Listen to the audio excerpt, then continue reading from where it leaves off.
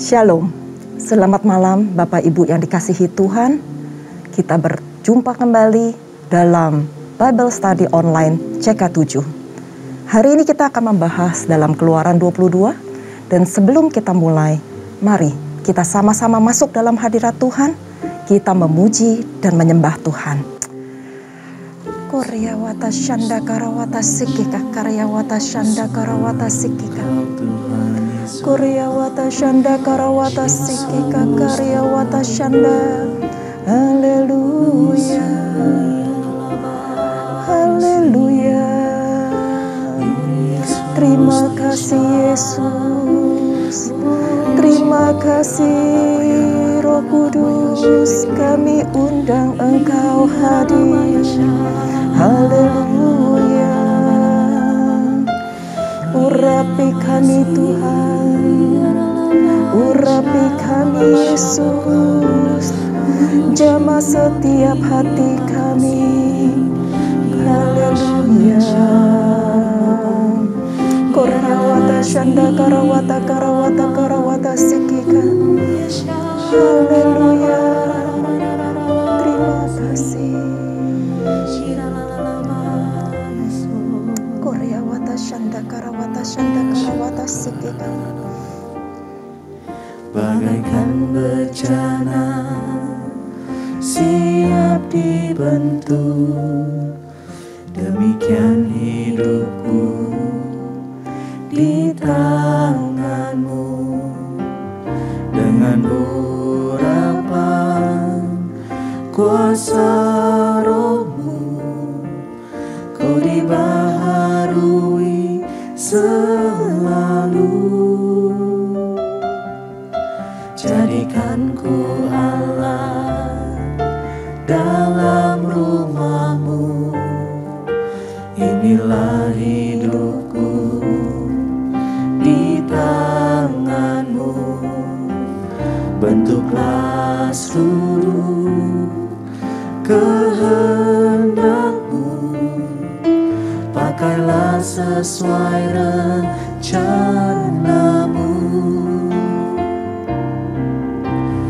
Ku mau seperti-Mu Yesus, disempurnakan selalu dalam setiap jalanku, memuliakan nama-Mu.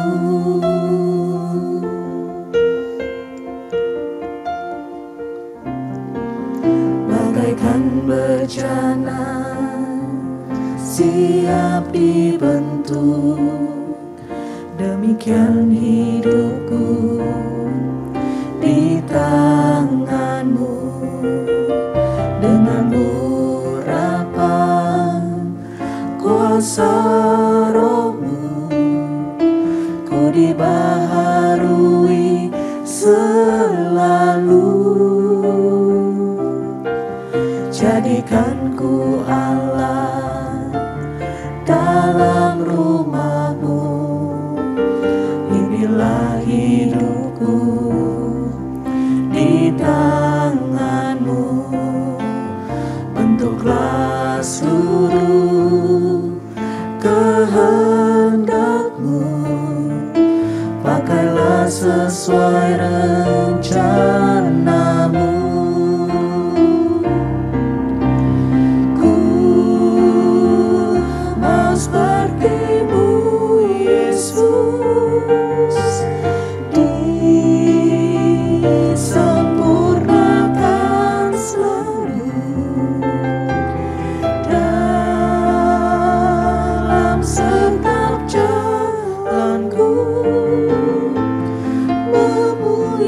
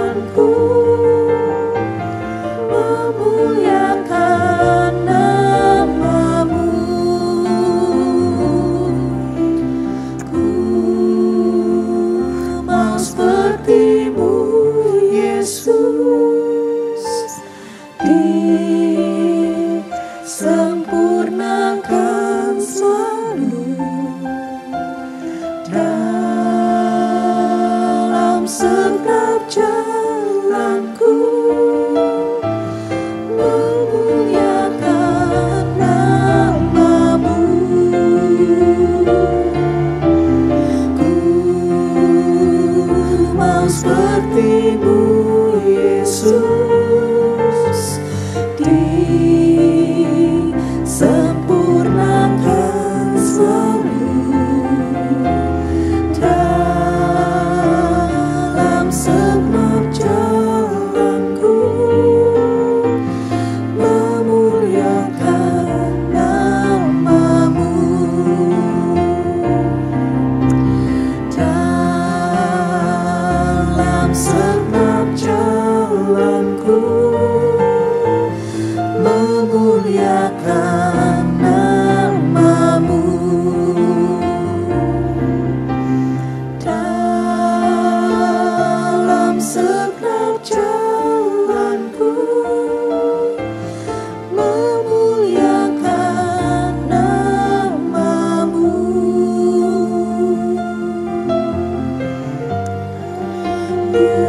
Kami sedangkan Yesus, Tuhan, Yesus, Tuhan, kami mau sembahkan semua. Yesus, layak kami sembah,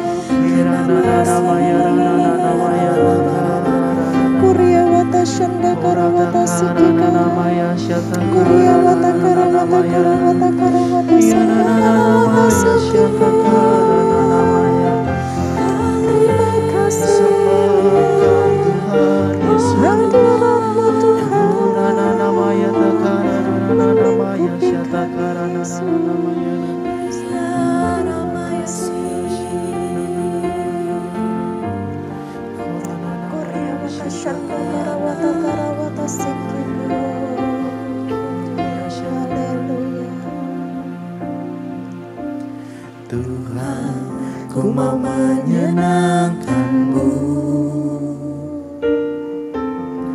Tuhan, bentuklah hati ini jadi bejana untuk hormat-Mu, cemerlang bagai emas murni. Tuhan, ku serahkan hatiku, semua ku berikan padamu. Kuduskan hingga tulus selalu, agar aku menyenangkan-Mu, menyenangkan-Mu, senangkan-Mu. Hanya itu kerinduanku, menyenangkan-Mu, senangkan hatimu. Hanya itu kerinduanku.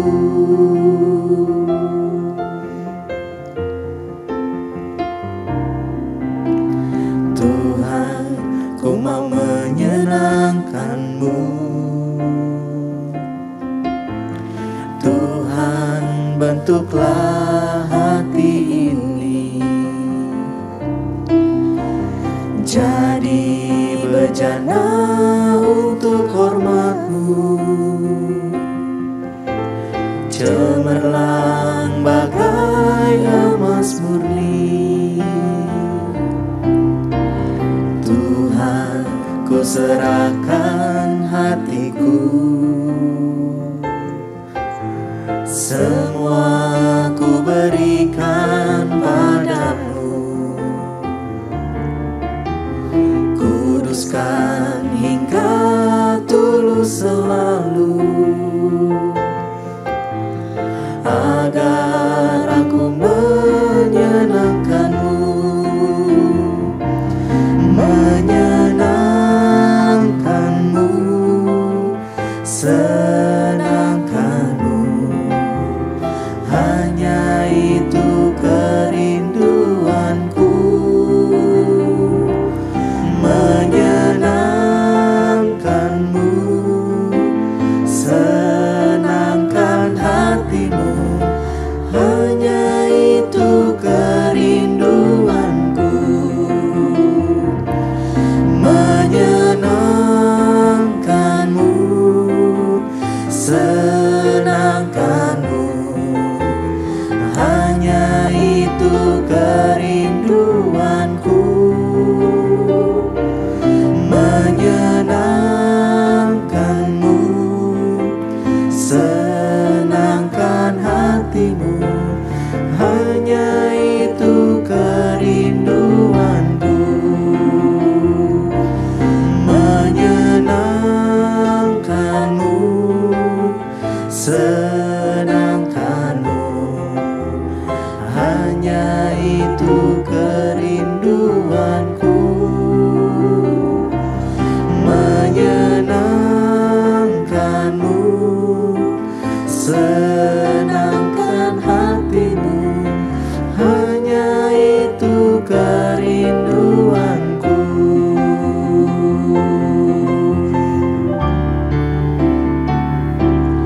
Menyenangkan-Mu, senangkan-Mu. Hanya itu kerinduanku, menyenangkan-Mu, senangkan hati-Mu. Hanya itu kerinduanku, hanya itu kerinduanku, hanya itu kerinduanku.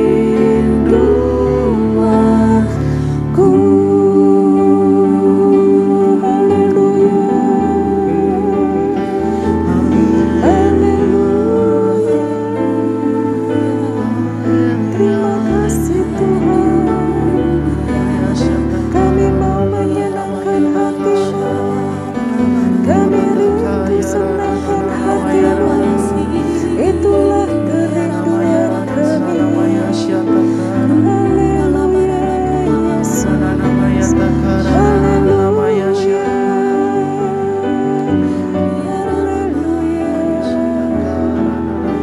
Terima kasih Bapa, terima kasih Yesus. Koryawata shanda karawata karawata sekeka karyawata shanda karawata sekeka. Seperti lagu ini Tuhan, yang mengatakan bahwa menyenangkan hati-Mu itu adalah kerinduan kami Tuhan. Biar ini bukan menjadi puji-pujian yang keluar hanya dari mulut kami Tuhan, tetapi menjadi ungkapan dari hati kami, bahwa kami sungguh-sungguh rindu untuk menyenangkan hati-Mu. Sungguh-sungguh mau Tuhan menyukakan Engkau dengan hidup kami, dengan perkataan kami, dengan perbuatan kami, dengan apapun yang kami lakukan Tuhan. Terima kasih Tuhan, terima kasih. Biar perkenanan-Mu turun atas kami. Terima kasih Tuhan untuk hadirat-Mu. Terima kasih Bapa. Kami benar-benar merasakan hadirat-Mu Tuhan di tengah-tengah kami. Biarlah Tuhan pujian penyembahan ini boleh menjadi dupa yang harum, yang menyenangkan hati-Mu Tuhan. Koryawata syanda karawata sekeka. Terus Tuhan, biar hadirat-Mu terus mengalir dari rumah ke rumah, dari setiap hati kami Tuhan. Penuhi setiap hati kami Tuhan dengan hadirat-Mu. Karena kami tahu, tanpa Engkau kami gak bisa apa-apa. Tanpa Engkau kami bukan siapa-siapa. Terima kasih Bapa. Terima kasih Tuhan untuk malam hari ini.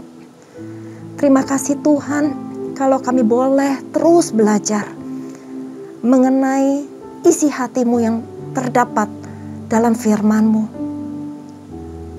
Kalau malam hari ini kami ingin belajar dari Keluaran 22, Engkau urapi kami Tuhan, supaya kami menangkap benar apa yang tertulis di dalam firman-Mu.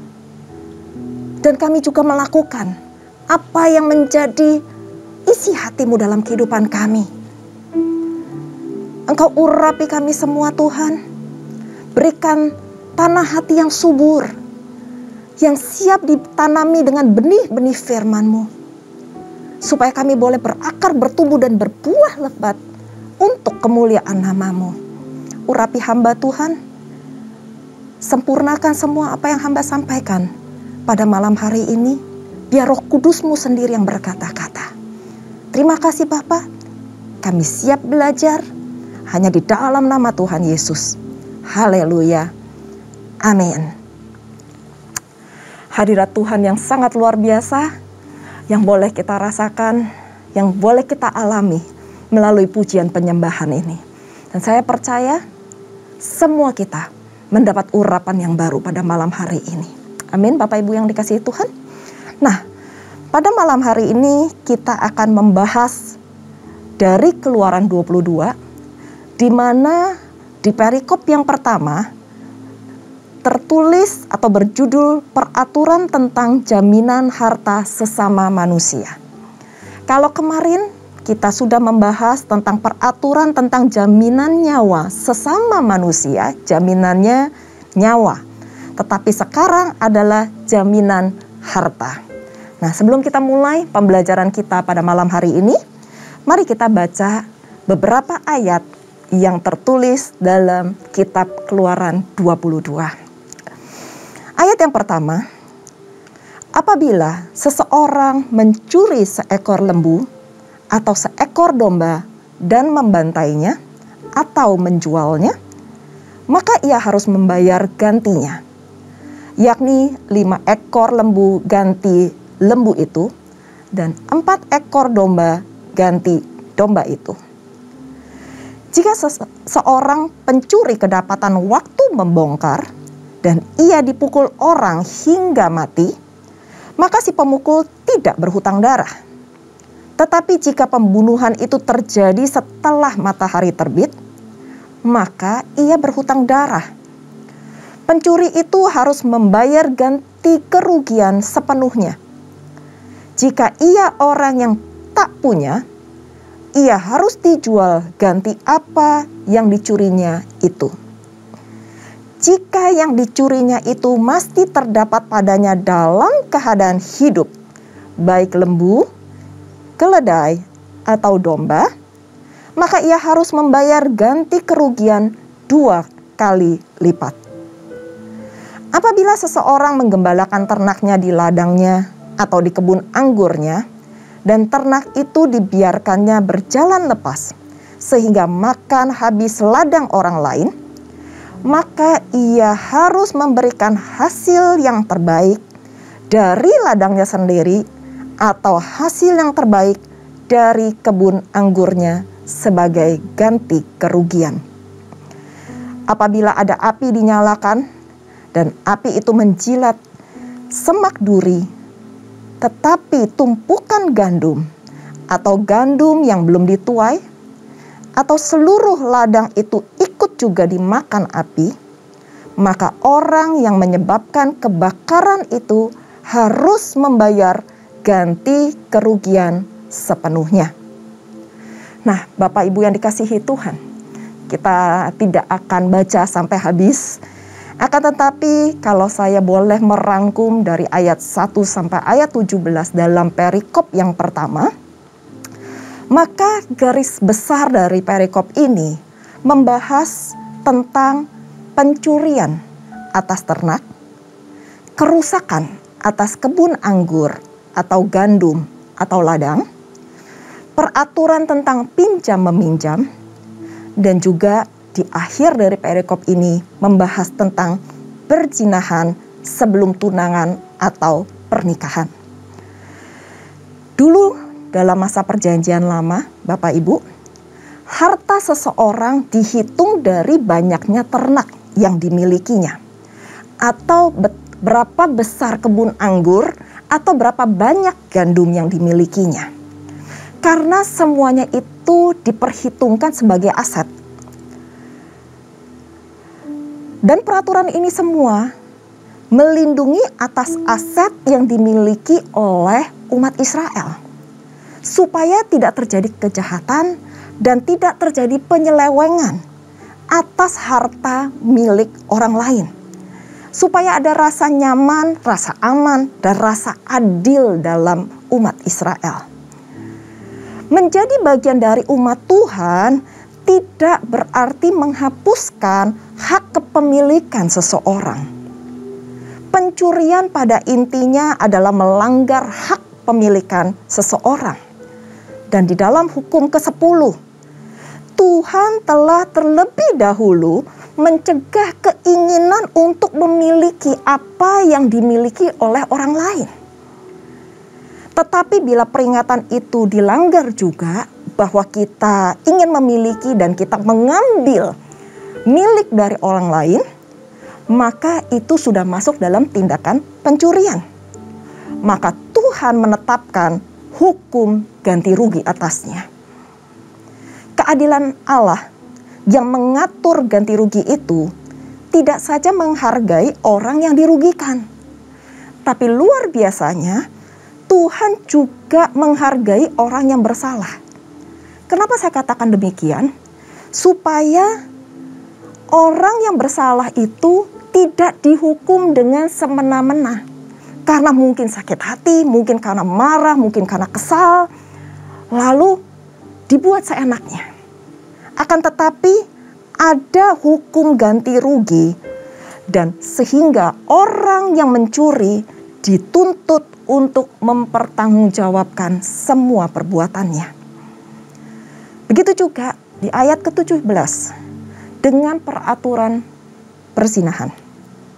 Yang dibahas di ayat ke-16 dan 17, jika seseorang melakukan dan melibatkan hubungan seksual terhadap seorang anak perawan sebelum pertunangan atau pranikah, maka si pria wajib mengambil perempuan tersebut sebagai istrinya dan memberikan mas kawin kepada ayah sang perempuan.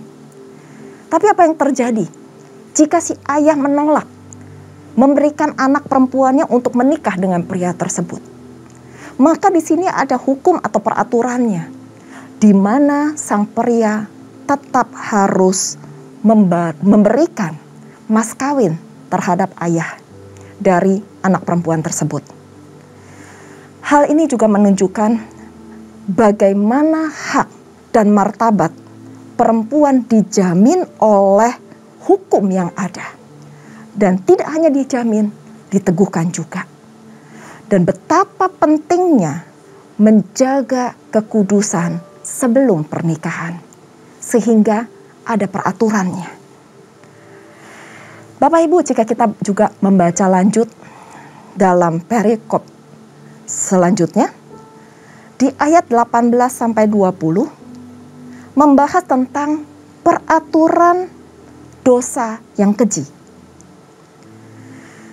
Ini cukup menarik karena pada saat saya merenungkan firman ini, saya menggelitik di dalam hati saya. Apa bedanya dosa yang mungkin keji dan dosa yang mungkin tidak keji? Apa bedanya? Ternyata ada perbedaan antara dosa keji dan dosa. Bukannya dosa yang dibenarkan, tidak. Dosa keji dan dosa. Misalnya, dosa kalau kita berbohong, dosa kalau kita mencuri, dosa mungkin kalau kita berzinah. Tetapi dosa yang keji adalah dosa di dalam perjanjian lama, dosa yang tidak termaafkan atau dosa yang tidak dapat diampuni. Itu yang terjadi dalam perjanjian lama. Karena itu Tuhan memberikan hukum-hukumnya di dalam 5 Taurat Musa. Apa yang dosa kekejian bagi Tuhan dan apa yang dosa. Ada hukum-hukumnya, ada peraturannya dengan jelas. Dan di sini dalam perikop ini kita sama-sama belajar ada 3 pelanggaran yang diperhitungkan sebagai dosa yang keji, yang sangat menyakiti hati Tuhan, sehingga Tuhan dengan tegas menyatakan ketiga hal ini harus dihukum mati. Kita belajar yang pertama. Apa dosa yang keji pertama? Yaitu seorang ahli sihir perempuan yang tidak boleh dibiarkan hidup, alias harus dihukum mati. Nggak cuman ahli sihir perempuan, bukan berarti kalau laki-laki enggak apa-apa, enggak. Tetapi ahli sihir atau sejenisnya, okultisme, ramalan, mantra adalah sebuah dosa kekejian bagi Tuhan. Yang kedua, apa yang menjadi pelanggaran dan apa yang diperhitungkan sebagai dosa yang keji? Apabila seseorang melakukan hubungan seks atau bersetubuh dengan binatang. Ini juga menjadi sebuah kekejian, sebuah dosa yang tidak dapat diampuni oleh Tuhan. Dan yang terakhir, apabila seseorang mempersembahkan korban kepada Allah lain atau dewa-dewa atau berhala, maka orang yang melakukan persembahan korban tersebut harus ditumpas alias dihukum mati. Akan tetapi, kita juga belajar di perjanjian baru bahwa kalau kita benar-benar bertobat, sungguh-sungguh bertobat, minta ampun kepada Tuhan, dan kita tidak melakukan dosa atau perbuatan kelanggaran, kesalahan yang sama, maka saya percaya Tuhan pasti mengampuni dosa kita. Tapi di sini dibutuhkan pertobatan yang sungguh-sungguh, pertobatan yang mutlak, sehingga Tuhan Yesus mati di atas kayu salib gak sia-sia, karena Dia mati di atas kayu salib untuk menebus dosa kita. Kalau kita lanjut pada perikop yang berikutnya di ayat 25 sampai 27 juga membahas tentang peraturan orang-orang yang tidak mampu. Janganlah umat Israel menindas atau menekan orang asing, sebab dulunya bangsa Israel pun adalah orang asing di tanah Mesir. Begitu juga dengan kita Bapak Ibu sekalian. Tuhan minta kita jangan menindas orang asing. Tuhan minta kita jangan menindas hak-hak orang yang bukan dari kalangan kita sendiri. Atau menindas orang yang lemah, orang yang gak mampu. Di sini jelas dituliskan contohnya adalah janda dan anak yatim juga. Karena jika Tuhan mendengar seruan mereka, saat mereka berdoa dan memohon kepada Tuhan, maka murka Tuhan akan bangkit atas kita. Janda dan anak yatim di sini kita bisa mengerti bahwa mereka mungkin tidak berdaya. Mereka nggak punya kekuatan. Mereka nggak ada yang tolong. Maka dari itu Bapak Ibu sekalian, janganlah kita hidup menindas orang yang lebih lemah dari kita.